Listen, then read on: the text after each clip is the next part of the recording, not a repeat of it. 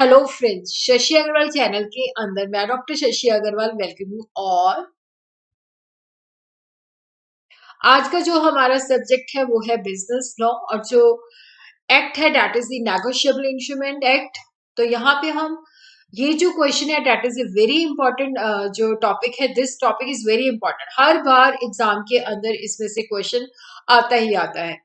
यहाँ पे हम कंप्लीट इस टॉपिक को कवर कर रहे हैं। What is the meaning of holder, holder in due course, what are the essential qualification of holder in due course, what are the privileges of a holder in due course, what is the difference between holder and holder in due course. अगर आपको मेरा ये effort सही लगता है तो do like my video, इसको share कीजिए, कमेंट कीजिए और मेरे चैनल शशि अग्रवाल को सब्सक्राइब कीजिए। तो this is my app, Edusum app, जिसको आप गूगल प्ले स्टोर से डाउनलोड कर सकते हो। ये जो ऐप है commerce, economics and management students को काफी सारा फ्री स्टडी मटेरियल और काफी सारे फ्री मॉक टेस्ट प्रोवाइड करती है। उसी तरह काफी सारे स्ट्रक्चर कोर्सेज भी अवेलेबल है। तो ये क्वेश्चन जो है बहुत ही इंपॉर्टेंट है। Holder in due course gets a title free from equity. इसका मतलब है कि जब नेगोशिएबल इंस्ट्रूमेंट जो है होल्डर इन ड्यू कोर्स के पास आ जाता है तो वो सारे डिफेक्ट से मुक्त हो जाता है। एक्सप्लेन द स्टेटमेंट, तो ये आपने प्रिविलेजेस बतानी है। Discuss the various privileges of a holder in due course. जो क्वेश्चन इस फॉर्म में भी आ सकता है, what is meant by holder in due course and holder. Explain the two main conditions which A holder must satisfy. What are the qualification of a holder in due course? Why it is beneficial to holder in due course? तो देखो यहाँ पे मैं सारा का सारा जो topic है कवर करी। Holder in due course, holder का मतलब क्या होता है, होल्डर की दो एसेंशियल कंडीशंस क्या है, होल्डर इन ड्यू कोर्स के एसेंशियल क्वालिफिकेशन क्या है और क्या प्रिविलेजेस हैं, या होल्डर इन ड्यू कोर्स को क्या बेनिफिट्स अवेलेबल है।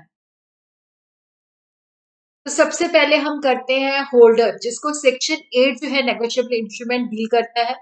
Holder means any person entitled in his own name to the possession of a promissory note, bill of exchange or check to recover the money in his own name। देखो holder जिसको section 8 जो है deal करता है negotiable instrument का, holder का मतलब होता है कोई भी व्यक्ति जो नेगोशिएबल इंस्ट्रूमेंट को अपने नाम से ही इज लीगली इंटाइटल्ड, तो वो नेगोशिएबल इंस्ट्रूमेंट को अपनी कस्टडी में रख सकता है और वो वहां से पैसा भी रिकवर कर सकता है। अगर ये प्रोमिसरी नोट है तो वहां पे पे जो है दैट इज द होल्डर।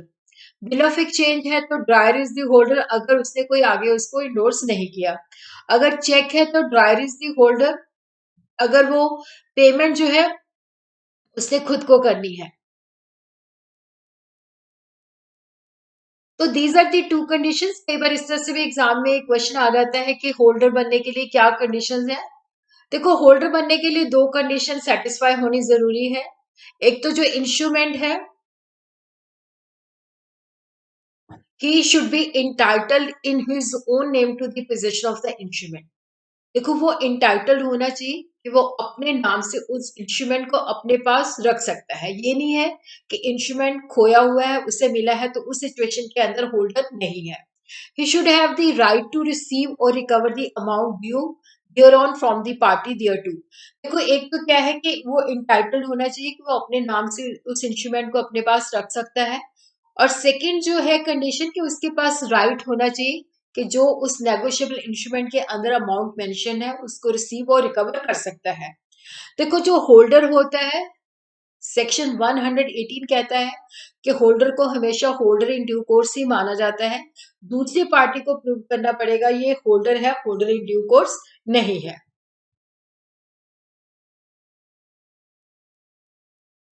तो होल्डर जिसको सेक्शन 8 जो है बताता है कि उसके पास पोजेशन होना चाहिए।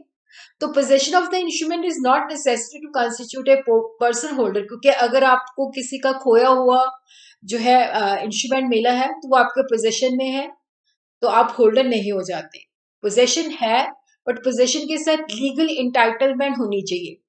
In order to be entitled to the instrument in his own name, the person must be named therein as the payee or the endorsee. He must be the bearer. He must be entitled to recover the amount।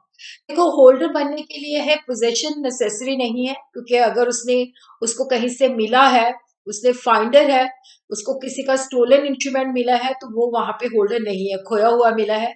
तो अगर वो holder अपने आप को कहलाना चाहता है तो person जो है उस इंस्ट्रूमेंट के अंदर जो है उसके नाम से होना चाहिए। वहां पे या तो वो पेई हो या इंडोर्सी हो या बियरर हो, उसके पास ये राइट होना चाहिए कि वो रिकवर कर सकता है। The person who has obtained the negotiable instrument by theft is not the holder। जिसको खोया हुआ किसी का मिलता है या उसने चुराया हुआ है तो वहां पे वो होल्डर नहीं है। No person other than the holder can sue on the instrument. देखो जो होल्डर है उसके पास ये राइट है तो वो इंस्ट्रूमेंट कि अगर अंदर पेमेंट नहीं होती तो वो स्यू कर सकता है, वो उसको फर्दर जो है नेगोशिएट कर सकता है, वो एक इसका वैलिड डिस्चार्जमेंट दे सकता है। होल्डर जो है उसके पास पोजीशन हो भी सकता है और नहीं भी हो सकता। He is the chief person जिसको अदर पर्सन जो होते हैं लाइबल होते हैं। हम देखते हैं होल्डर इन ड्यू कोर्स जिसको सेक्शन 9 डील करता है। देखो the person must have acquired the possession of the instrument for valuable consideration. देखो जो होल्डर है वो वैल्यूएबल कंसिडरेशन देके भी ले सकता है और नहीं भी। जैसे लेकिन जो होल्डर इन ड्यू कोर्स है जिसको सेक्शन 9 डिफाइन करता है कि उसके पोजीशन में इंस्ट्रूमेंट होना चाहिए वैल्यूएबल कंसिडरेशन देके, कि उसने वैल्यूएबल कंसिडरेशन देके बिफोर मेच्योरिटी जो है उस इंस्ट्रूमेंट को लिया है। He must have obtained the possession before the amount mentioned thereon becomes payable। Maturity से पहले वो इंस्ट्रूमेंट उसने वैल्यूएबल कंसिडरेशन देके लिया है और ये जो वैल्यूएबल कंसिडरेशन है लॉफुल होनी चाहिए। और यहाँ पे इंस्ट्रूमेंट जो है उसने गुड फेथ में लिया है, उसको इस बात की नॉलेज नहीं है कि दूसरे व्यक्ति का टाइटल इफेक्टिव है। इंस्ट्रूमेंट जो है कंप्लीट होना चाहिए, मतलब इंस्ट्रूमेंट जो है टोटली जो है कंप्लीट होना चाहिए तो वो होल्डर इन ड्यू कोर्स कहलाता है। तो these are the essential of a person जो कहता है कि मैं होल्डर इन ड्यू कोर्स हूँ। The person must have acquired the possession of the instrument for valuable consideration. देखो जो व्यक्ति है जिसके पास वो इंस्ट्रूमेंट है तो उसने वैल्यूएबल कंसिडरेशन देके लिया है। लॉ ये नहीं देखता कि कंसिडरेशन का होना जरूरी है, वो लॉ की नजरों के अंदर वैल्यूएबल होना चाहिए और लॉफुल होना चाहिए और ये मेच्योरिटी से पहले होना चाहिए। और उसी तरह क्या है कि अगर पर्सन जो है जिसके पोजीशन में है अगर ये बियरर इंस्ट्रूमेंट है तो उसने जो है मेच्योरिटी से पहले जो है कंसिडरेशन देके इसको प्राप्त किया है। और उसी तरह क्या है कि the person have taken the delivery of the instrument in good faith without the knowledge of the defect. देखो उसने पूरी तरह से अच्छी तरह से जांच पड़ताल करके इंस्ट्रूमेंट गुड फेथ में लिया है और इंस्ट्रूमेंट जो है कंप्लीट है। और अगर ये ऑर्डर के बेसिस पे है तो यहाँ पे वो पे या इंडोर्सी है। तो देखो कई बार जैसे क्वेश्चन आ जाता है कि qualification of a holder in due course क्या है कि वो होल्डर इन ड्यू कोर्स कहलाए। अगर वो होल्डर इन ड्यू कोर्स कहलाए तो ये उसके पास क्वालिफिकेशन होनी चाहिए, ये एसेंशियल कंडीशन सेटिस्फाई होनी चाहिए। पहले वो होल्डर होना चाहिए। होल्डर का मतलब होता है वो अपने नाम से उस इंस्ट्रूमेंट को अपने पास रख सकता है और उसके पास लीगल टाइटल है और वहां पे वो लीगली जो है उसके अंदर जो अमाउंट मेंशन है उसको रिकवर कर सकता है। दूसरा ये है कि ही must be holder for valuable consideration. तो there must be some consideration जिसको लॉ ऑफ वैल्यू अटैच करता है कि ये नहीं कि उसने इंस्ट्रूमेंट प्राप्त किया है कंसिडरेशन पे नहीं की या गिफ्टेड है तो वैल्यूएबल कंसिडरेशन देके उसने ये प्राप्त किया होना चाहिए। और कंसिडरेशन जो है लॉफुल होनी चाहिए और ये बिफोर मेच्योरिटी होनी चाहिए। He must have holder of A negotiable instrument before its maturity. देखो कुछ कंडीशन के अंदर एक्सेप्शंस हैं, जैसे अकोमोडेशन बिल है, ये मेच्योरिटी के बाद भी नेगोशिएट हो सकते हैं। और यहाँ पे क्या होता है कि होल्डर इन ड्यू कोर्स के सारे प्रिविलेजेस जो है ट्रांसफरी को अवेलेबल होते हैं। तो अकोमोडेशन बिल जो है मेच्योरिटी के बाद नेगोशिएट हो सकता है, बट ये एक इसकी एक्सेप्शन है। अदरवाइज क्या है कि होल्डर ऑफ ड्यू कोर्स बनने के लिए, होल्डर इन ड्यू कोर्स बनने के लिए जो नेगोशिएबल इंस्ट्रूमेंट है वो मेच्योरिटी से पहले, ड्यू डेट से पहले रिसीव होना चाहिए और मतलब प्राप्त होना चाहिए।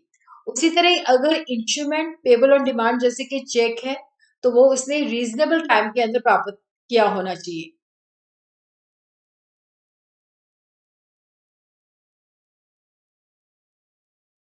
He must take the negotiable instrument complete and regular on the face of it.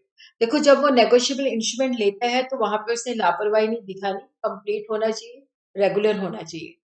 और उसी तरह he must have become holder in good faith without having sufficient cause to believe that any defect existing in the title of the transferor.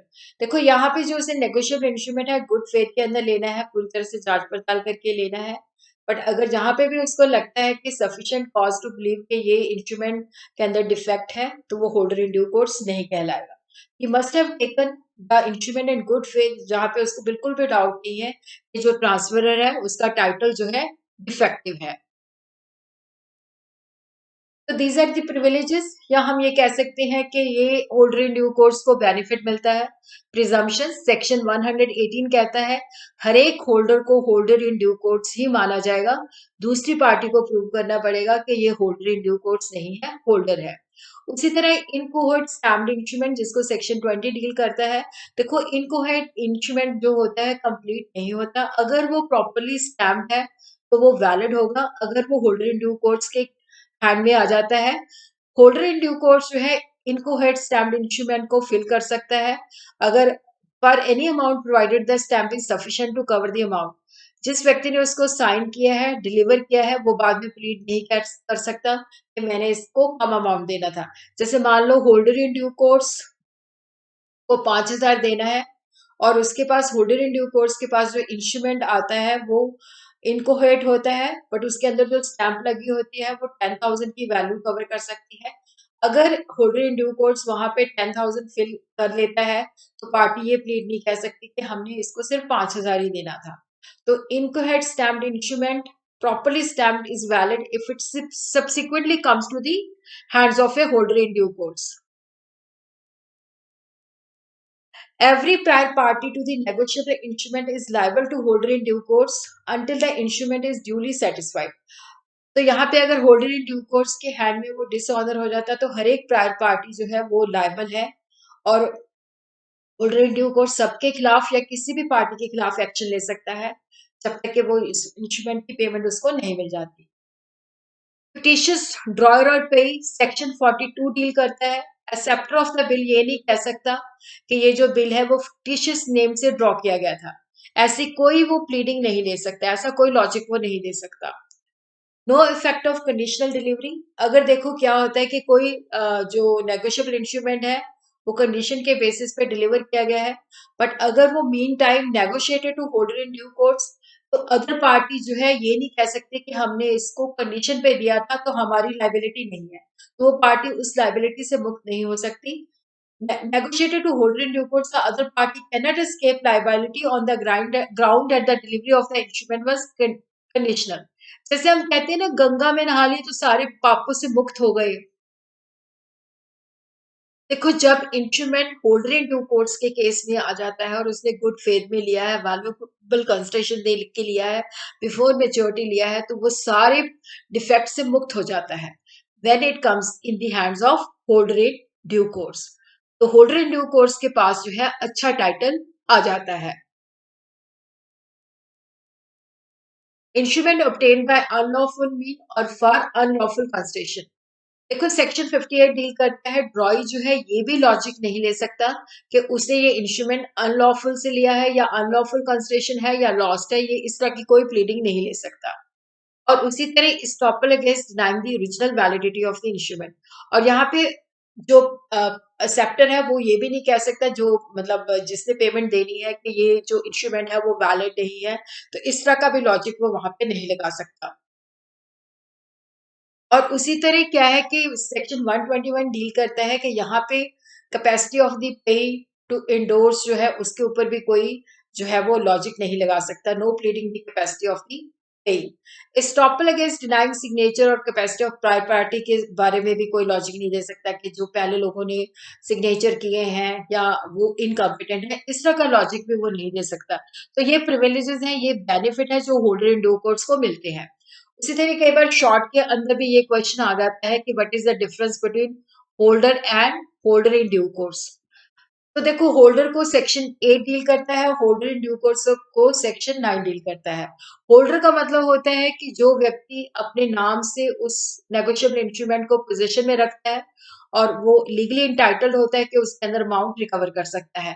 Holder in due course होता है कि जिसने instrument जो है good faith और consideration valuable consideration देके before maturity लिया है.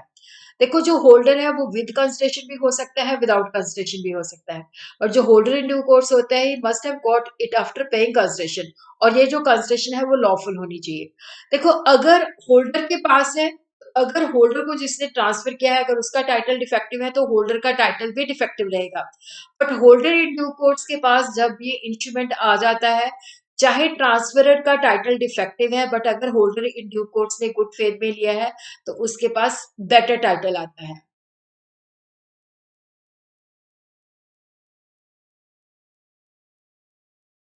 होल्डर जो है अगर ये डिसऑनर हो जाता है तो जिस व्यक्ति ने इसको साइन करके दिया है वो उसके अगेंस्ट एक्शन ले सकता है। Who has signed it and against the transferor जिसको उसने प्राप्त किया है, तो दो पार्टीज के अगेंस्ट एक्शन ले सकता है। But holder in due course जो है sue prior parties to a negotiable instrument until the instrument is duly satisfied। होल्डर जो है after maturity of the instrument भी जो है उसको प्राप्त कर सकता है, लेकिन होल्डर इन ड्यू कोर्स बनने के लिए वो बिफोर मेच्योरिटी होना चाहिए। देखो यहाँ पे जो होल्डर है वो सारी प्रायर पार्टीज को स्यू नहीं कर सकता डिसऑनर की सिचुएशन के अंदर, और जो होल्डर इन ड्यू कोर्स है वो कर सकता है। और यहाँ पे जो होल्डर है उसने वो इंस्ट्रूमेंट में मतलब गुड फेथ में भी लिया हो सकता है और गुड फेथ में नहीं भी लिया सकता, लेकिन जो होल्डर इन ड्यू कोर्स है उसने ये गुड फेथ में लिया होता है। होल्डर इन ड्यू कोर्स के पास ज्यादा प्रिविलेजेस हैं एज कंपेयर टू होल्डर।